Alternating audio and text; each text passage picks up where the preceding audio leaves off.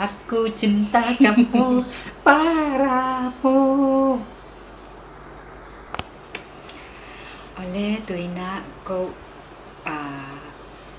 ala asla asyam pen jong hilau akiting pen jong hilau ina ko sanga asyam zo ahi jong tang hi jong asyam zo tamma ngading ahi hangina pasian min phat nala asadengina akiting ahau ala siam te ahoi te bek chi hitwan lo hi manina ka hi theina na bamuna video te YouTube pa upload selina ahi song Facebook te ahi songina ka hi the bang bang ko hung ong te wa pasian min phat nala ka sak na te hong upload sel ka hi manuna nang lom te zo mi pi te ahi song zo nam tuam te ahi songina hong pan pi hong subscribe saka hong like sak dingina happy na to kong nge hi mai happy na to nge cái comment này lẽ cái đi liên thì na ama hi lẽ merci thì mình na thang piao na cano paun cái thấy bằng mình thang là nung chị game nó mong nghe tàu pan mi mal kim tu phang pe no amen ya ulo ke bây giờ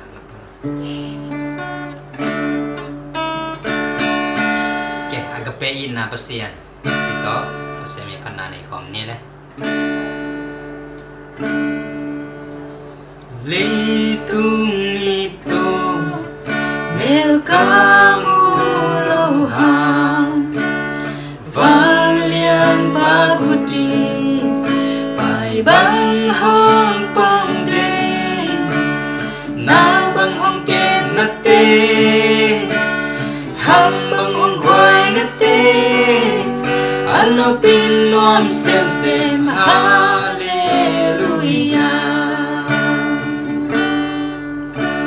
Litung pilna bang mane lohang lung mo ke bang lil mim chi bang hong te sia non lên ga hoa gia bang sun ke chung lâu lao ka siang tro tui bang hong dim den no tung sơ khắp đi âm lang sông tung sơ ni mua liam sông muôn liam thế lu kỳ đừng đi na chinh lâu ta lâu tôi nhớ cái nụ sana lam hong kai do agape na pasya namin pa bang kung tôi na say la nào bang hong ôi linh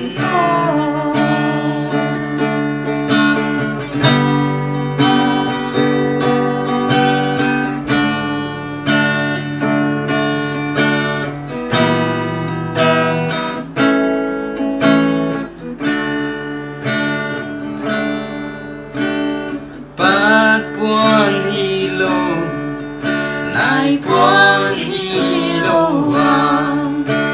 Jesus si santo que se buon silta lungin ka gel chia hoi na hoi sen an bang nung na yang tung dan diang sa na happy na to hi chang công tung mai lòng cần na hồng giang tô tô lung bang hong sung đến no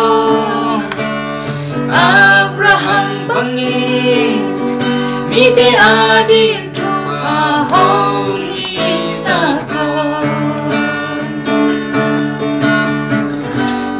sơ khắp đi âm nhạc sông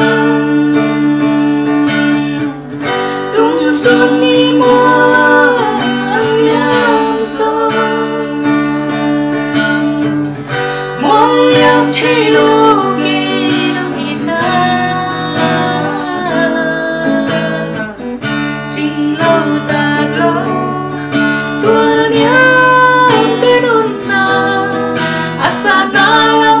ก็